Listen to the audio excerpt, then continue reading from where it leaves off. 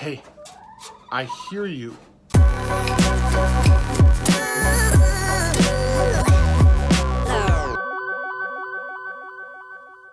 Today we've got the Artery Pal 2 by Tony B collaboration type status. And I'll tell you right now, not a fan of it. Let's go and get up close and personal and see why.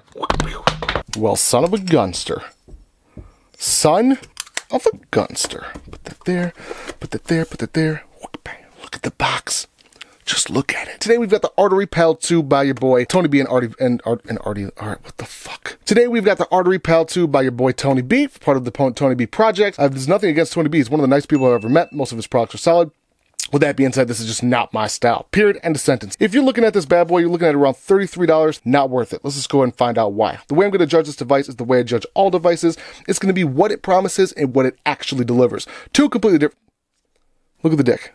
You see the dick? I'm just saying, okay? And what it delivers, it's two totally different things. So first and foremost, the moment I opened up the box and I felt it, I was like, God damn, this thing feels billet aluminum. It's like a little billet box. The thing is adorable. It looks and feels extremely high quality. I think this thing was designed beautifully. However, the performance just doesn't match up with it. Let's go and take a look at the bottom. The side with the dick on it, the vagina on the bottom. Pop this bad boy out. This is exactly what you get. Quality control, purchase information, warranty terms, all the shit that no one uses. And then we've got a manual. This manual is actually pretty extensive for it being a pod system. Now I want to address something that I'm kind of curious about. If you look right here, a Tony B project, if their quality control was decent, I wonder what it said underneath, if anything at all. And I'm curious on whether or not, yeah, it looks like they covered something up. I can't tell what. I wonder if they misspelled it. Now, if this is going to be a misspelled, you know, I have a misprint of 1,000 labels, what is the rest of the quality of the device going to be? Pop this open and I saw these little adorable O-rings as well as a reservoir cap. 0.6 ohm coil. This is the mesh coil. Now, this is the one that they claim to be more of a direct-to-lung vaping style. Let's go and take a look. The chimney on it is actually fairly small. The charging cable is standard. Nothing special about it whatsoever. It doesn't feel like there was any time put into it. They just grabbed one off the shelf. Probably to save money, which I get. Cost and time. Off the bat, the way it feels is excellent. I have zero complaints in that department. I think this is probably one of the best feeling pod systems I've ever held in my hand. Every once in a while, I'll get a genuine sense of either excitement or disappointment. This is definitely one of those moments where I was extremely disappointed. What I ended up by doing was filling up the reservoir just like this. Let's go and pop this out. This is going to be a bitch and a half. Fuck, there it goes. Look at all that liquid. That is no bueno. That's not acceptable, especially around electrical connectors like that. So what I did was I popped in the coil, simply just like this, like a lot of all-in-one systems. Pop it out. The coil should follow with it. That you do see a direct outlet where the drip tip goes. So my initial thoughts on it were I'm going to use the MTL because that's exactly what I want it to be used for. I pop this in. The bottom of this coil does sit directly on this cap. And you go like this. This is super simple. Once I had it in there, I saw these two tiny airflow slots. Close them about, halfway or so. Pop this little reservoir cap, which I don't like the rubber ones like this. It's messy. I don't like it. It doesn't feel high quality. It tends to bubble out. I'm not a fan of them at all. Now I want to go ahead and clarify. I made sure to wait upwards of 15 or 20 minutes to let that liquid soak into the cotton side of the coil. Look at that leakage. I just want to show you guys that. That is a lot of liquid. That has to be what, 1/8 of a mil, 1/4 of a mil, just all out inside of the fucking bay. I pop this in. You see the contacts right there, spring loaded. Slide it in and it locks in there pretty solid. You can't get it out unless you push and wiggle it out like that. Now, once I put that airflow to about halfway, I started to give it some dry hits without actually hitting the fire button. Listen to it once. You can sort of hear that gurgle. Not a bad gurgle. Once you start using it, it goes away. You guys saw how little airflow that should have given me. The problem is that it feels like a straight up MyPod. And you guys know the MyPods are not tight enough to be used as a solid all day MTL. It's just not. This has the exact same airflow. So the flavor of it was decent at first. With halfway open airflow, it wasn't bad. It wasn't good. It just existed. And then not only is it too loose, but the flavor was just not there.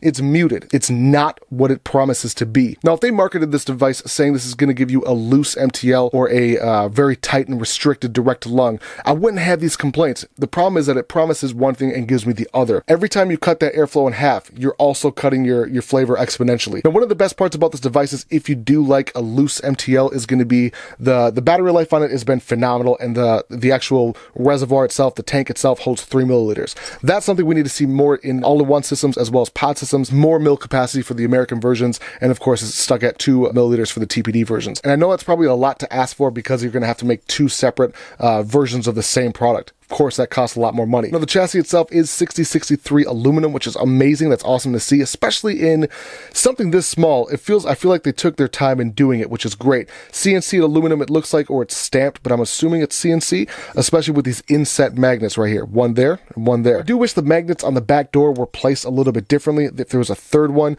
or if they just made one large one, that way you could put it upside down or backwards. It doesn't matter this way, but as soon as you put it this way, it fits, but then you'll drop it off just like that. So I do wish that was different, although that's not a huge deal. So the only way I was able to mitigate the flavor problems and the airflow problems at the same time was covering up the dick right where the balls sit, and then just kind of doing this. And kind of carbureting it myself, specifically holding my finger over one or both of them. I wish it had a lot more power because I get virtually zero throat hit. The vapor itself is wispy, the clouds are not very dense, and I'm not saying it's got to be a cloud chasing competition with fucking pod systems, it's not, but I wish there was adjustability with this device. If there's 3 separate settings, for example, this thing would be decent. It'd be much, much better in my opinion. Okay, it's my Ninja Kitties. Now with that being said, let's go and get back to regular view, son. Welcome back, Pal 2 Artery Vapor, not a fan. Like I was saying earlier, it's got a big dick on the side of it, and it weirds me out. See it? There it is. It's not that the device itself feels cheap. It's not that the device performs, badly or anything like that. It's just the fact that it's underpowered. If you're going to give me the option to close off the airflow, make it an MTL, make sure there's enough power to push that vapor into my mouth, okay? Sounds homoerotic. That's fucking weird. A couple of things I don't like about it is it's really difficult to get in and out, mostly because of the amount of liquid that you're getting leaked? Getting leaked? That's what we say now? Mostly because of the amount of liquid on the back of the reservoir. The tank itself has a shit ton of leakage as soon as you set this down. That is not good. That's not a positive thing. That's not something that warrants a good review. That's not something that warrants a good fucking mod, in my opinion. Now, granted, this is I really like the idea. If you're gonna make a device that feels this high quality, make sure that the performance stands up with it. At the end of the day, it's not something that I would ever recommend. It's just not something that I enjoy. I do know that there are people out there who like it. They like to ride it wide open. Me, myself, personally, I like it as closed as possible when it comes to an MTL or when it comes to a pod system in general. Watch this. Underpowered. It's so mediocre that, in my opinion, it's obscure. Like, it looks great, feels great, all sorts of stuff. I even like the drip tip. I don't like the fact that I can't replace it, but I like the drip tip a lot. So close yet so far, you feel me? Again, the Artery Vapor Palm 2, the Palm 2. The Artery Vapor Pal 2, not on my alley. Now, if you are someone who's gonna like an open, like real loose MTL or an extremely tight direct to lung, this is for you. If you're on the Patreon page, fuck it, it's yours, alright? Hit my ass up. The first person to hit me up on the Patreon page fucking grabs it. That's it. Simple as that. Okay, it's my Ninja Kitties. Y'all know the rigmarole. Thank you for taking the time to watch. Hit that like button, notification button, and I'm out. Sundown, the better to care. Fire, you've been creeping around my backstairs.